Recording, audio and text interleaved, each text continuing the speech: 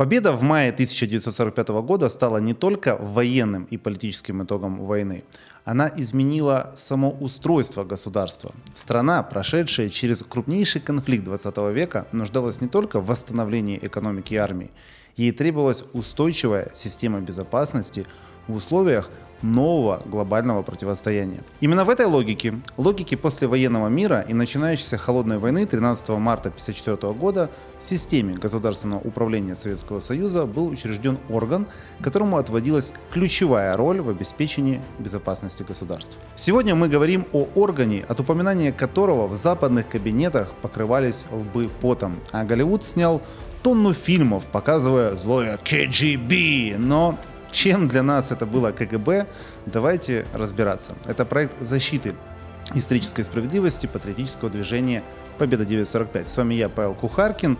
И, друзья, я вас призываю подписываться, смотреть, делиться и, самое главное, писать комментарии.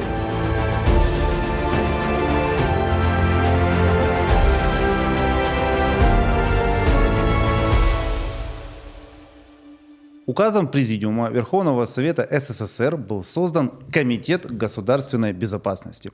Документ закреплял образование самостоятельной структуры, предназначенной для решения задач государственной безопасности на уровне всего Советского Союза. Комитет получил статус союзно-республиканского органа государственного управления, действующего при Совете министров СССР. Тем самым государственная безопасность выводилась в отдельный контур управления, обладающий собственной вертикалью, системой подчинения и полномочиями. Орган не входил в состав какого-либо министерства как подразделение, а действовал как самостоятельная структура, координирующая деятельность в сфере защиты государства. С момента создания КГБ в его ведении были переданы функции, связанные с обеспечением государственной безопасности, а также разведывательная деятельность, контрразведка, защита государственных секретов, борьба с подрывной деятельностью против СССР, плюс охрана руководства страны, а также контроль безопасности стратегических отраслей. Эти задачи определяли место комитета в системе власти как органа, обеспечивающего устойчивость государства, его оборонных и политических институтов. Учреждение КГБ завершило очередной этап развития советской системы государственной безопасности. Чтобы понять, каким образом был сформирован этот орган и из каких структур он вырос, необходимо обратиться к той линии ведомств и преобразований, которая предшествовала созданию Комитета государственной безопасности. Система государственной безопасности в СССР к 1954 году уже имела за плечами почти 4 десятилетия институционального развития. Она не возникла скачками и не исчезала бесследно. Менялись названия, структура подчинения и форма управления, но сохранялся единый контур задач. В декабре 1917 года была создана Всероссийская чрезвычайная комиссия. В 1922 году она была преобразована в Государственное политическое управление при НКВД РСФСР, а в 1923 году в Объединенное государственное политическое управление при Совете народных комиссаров. В 1934 году ОГПУ было включено в состав Народного комиссариата внутренних дел СССР, где функции государственной безопасности сосредоточились в соответствующих управлениях наркомата. В феврале 1941 года из структуры НКВД было выделено Народный комиссариат государственной безопасности. Уже в июле 1941 года в условиях начавшейся войны НКГБ вновь объединили с НКВД для централизации управления. В апреле 1943 года НКГБ был восстановлен как самостоятельный наркомат. В марте 1946 года наркоматы были преобразованы в министерство, и НКГБ стал Министерством государственной безопасности СССР. После смерти Иосифа Виссарионовича Сталина в марте 1953 года последовала крупная административная реформа МГБ и МВД СССР были объединены в единое Министерство внутренних дел СССР. В объединенное ведомство перешли функции государственной безопасности, внутренней охраны и милиции. Однако уже в течение 1953 года стало очевидно, что столь крупное ведомство с объединенными функциями не обеспечивает необходимой управляемости. В официальных российских архивных справках отмечается, что чрезмерная громоздкость МВД затрудняла эффективную работу как раз органов государственной безопасности, требующих самостоятельной организационной структуры и прямого управления. В начале 1954 года было принято решение решение о выделении функций государственной безопасности из МВД в отдельный орган. В документах фиксируется, что из состава МВД СССР были выделены управления, службы и подразделения, которые как раз отвечали за разведку, контрразведку, защиту государственных секретов, правительственную связь, охрану высшего руководства и ряд иных направлений, связанных как раз с государственной безопасностью. На их базе и был создан Комитет государственной безопасности КГБ при Совете министров СССР. Таким образом, КГБ унаследовал кадровую, оперативную и организационную основу предшествующих органов госбезопасности. Он не возник на пустом месте к моменту его учреждения, а уже существовала сложившаяся система управления, сеть территориальных органов и профессиональный корпус сотрудников, прошедших через структуры ВЧК, ОГПУ, НКВД, НКГБ и МГБ. Создание КГБ стало очередным этапом институционального оформления этой системы, в ходе которого функции государственной безопасности были окончательно выделены в самостоятельный орган союзного уровня. После учреждения КГБ в марте 1954 года началось формирование его реальной рабочей конструкции. Речь шла не о смене вывески, а о выстраивании управленческой системы, способной охватить всю территорию Союза и все направления обеспечения государственной безопасности. В центральном аппарате были сосредоточены главные управления, каждая из которых отвечала строго за определенный сектор деятельности. Первое главное управление осуществляло внешнюю разведку, получение информации за пределами СССР, оценку военно-политической обстановки, анализ научно-технического развития иностранных государств. Второе главное управление вело контрразведывательную работу внутри страны, выявляя деятельность иностранных спецслужб и пресекая попытки получения сведений, составляющих государственную тайну.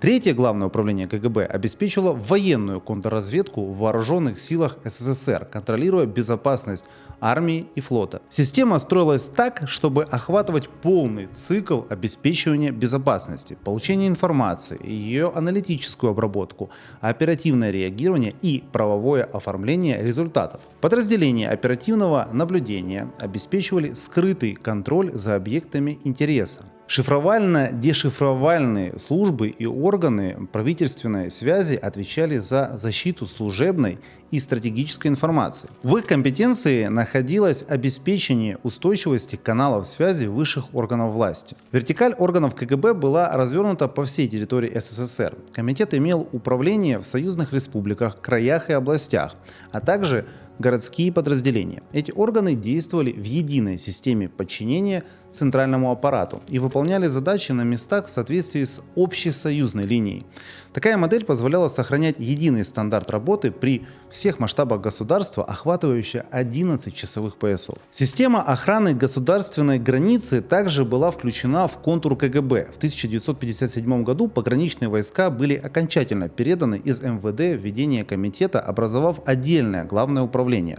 Их задача заключалась в контроле сухопутных, морских и воздушных рубежей СССР. Параллельно действовали подразделения, отвечающие за охрану высшего руководства страны и объектов особой важности, от Кремля до правительственных резиденций и мест проведения официальных мероприятий. Следственный аппарат КГБ занимал особое место в структуре. Он обеспечивал расследование дел о шпионаже, измене Родине и иных преступлениях против государства. Следственные подразделения работали в взаимодействии с оперативными службами, доводя собранные материалы до процессуального завершения. Это позволяло соединять оперативную деятельность с юридическим оформлением результатов. Функциональное КГБ охватывал широкий спектр задач, определяющих его место в системе государства. Помимо разведки и контрразведки, органы комитета обеспечивали защиту оборонных и научных программ, режим секретности на предприятиях оборонной промышленности и научно-исследовательских институтах. Контроль безопасности стратегических объектов рассматривался как необходимое условие сохранения обороноспособности страны. В сферу деятельности КГБ входило выявление и пресечение подрывной деятельности против СССР,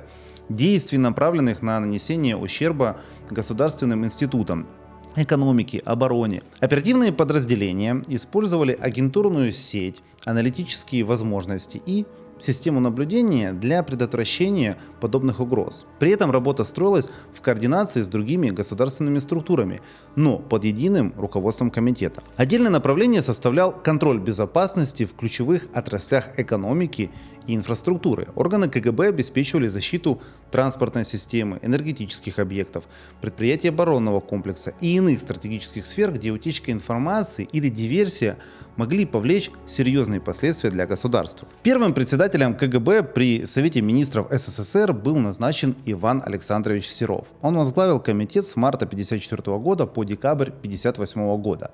На период его руководства пришелся этап организационного становления, формирование центрального аппарата, закрепление вертикали органов на местах и выстраивание взаимодействия с Советом министров СССР, ну и другими ведомствами. В декабре 1958 года председателем КГБ был назначен Александр Николаевич Шелепин, занимающий эту должность до ноября 1961 года. При нем структура комитета продолжила институциональное укрепление, а аппарат – кадровое обновление. После Шелепина в 1961 году пост председателя занял Владимир Ефимович Семичастный, возглавлявший КГБ до 1967 года. Этот период пришелся на дальнейшую стабилизацию работы органа в условиях международного противостояния и усиления разведывательного направления. В мае 1967 года председателем КГБ стал Юрий Владимирович Андропов. Он руководил комитетом до 1982 года. Это самый продолжительный срок в истории КГБ. Период его председательства связан с системой модернизации аппарата, усилением аналитической работы и укреплением дисциплины внутри структуры. В эти годы комитет окончательно оформился как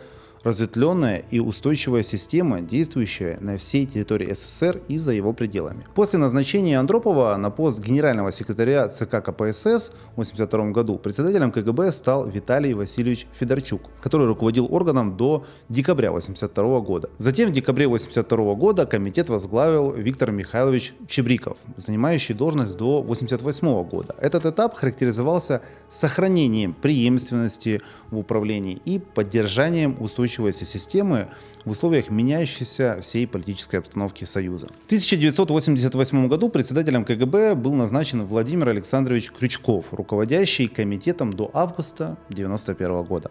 В период самых серьезных внутриполитических преобразований именно на КГБ сохранялась обязанность обеспечения государственной безопасности уже в условиях нарастающих кризисных процессов. После событий августа 1991 года председателем КГБ стал Вадим Викторович Бакатин, занимавший должность до ликвидации комитета в конце 1991 года.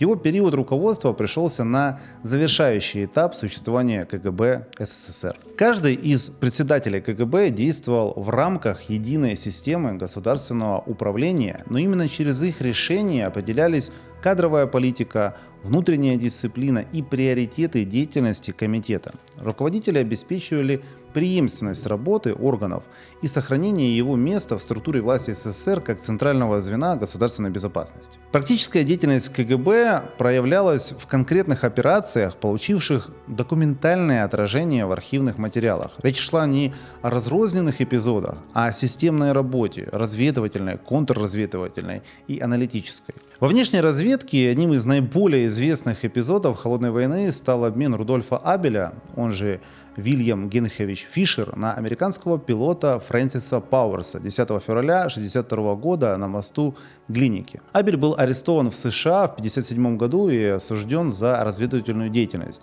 В российских источниках этот обмен рассматривается как результат комплексной работы советской разведки и дипломатических структур, позволившей вернуть кадрового сотрудника. К числу широко известных операций относится деятельность советской разведки Великобритании, связанная с так называемой Кембриджской пятеркой. В российских публикациях указывается, что Ким Филби, долгие годы занимавший высокие позиции в британских спецслужбах, сотрудничал с советской разведкой и только в 1963 году прибыл в СССР, где и прожил остаток лет. Этот эпизод рассматривается как пример глубокой агентурной работы за рубежом, основанной на долгосрочном внедрении идеологической мотивации источника. К числу контрразведывательных дел, получивших широкую огласку, относится дело полковника ГРУ Олега Пеньковского, арестованного в 1962 году по обвинению в передаче секретных сведений иностранным государствам. Оперативная разработка включала наблюдение, анализ контактов и документирование передачи информации, после чего сотрудникам КГБ удалось установить факт преступления. Ну а после уже задержать изменника Родины и передать его суду. Методы КГБ строились на сочетании агентурной сети, оперативного наблюдения и аналитической обработки данных. Агентура позволяла получить информацию из закрытых кругов иностранных правительств и различных ведомств. Оперативное наблюдение фиксировало контакты и каналы связи. Аналитическое подразделение систематизировало сведения и уже готовило материалы для руководства страны. В рамках контр-игры выявленные агенты иностранных разведок нередко использовались для передачи контролируемой информации, что позволяло отслеживать действия противника. Практический результат этой деятельности выражался в обеспечении как раз безопасности стратегических проектов, в защите государственной тайны и получении разведывательной информации, которая учитывалась при формировании внешней и оборонной политики Советского Союза. КГБ действовал как инструмент системной защиты государства, где каждая операция была частью общей конструкции, не эпизодом ради эффекта, а элементом долгосрочной стратегии безопасности. К концу своего существования КГБ СССР занимал устойчивое место в мировой системе спецслужб. Его воспринимали как один из наиболее организованных и дисциплинированных органов государственной безопасности, способный действовать одновременно на внешнем и внутреннем контуре. Такая оценка складывалась не из публичных заявлений, а из результатов многолетней практической работы, разведывательной, контрразведывательной, и аналитической. Сила КГБ определялась сочетанием факторов. Это централизованное управление, разветвленная территориальная сеть и подготовка кадров, которая постоянно взаимодействовала с высшими органами государственной власти. Комитет располагал возможностями вести работу за пределами страны, контролировать безопасность стратегических отраслей и обеспечивать защиту государственной тайны. В условиях холодной войны именно способность получать информацию и предотвращать утечки рассматривалась как один из ключевых элементов устойчивости государства. Внутри СССР органы КГБ воспринимались как структура, отвечающая за сохранность всего государственного порядка и секретности.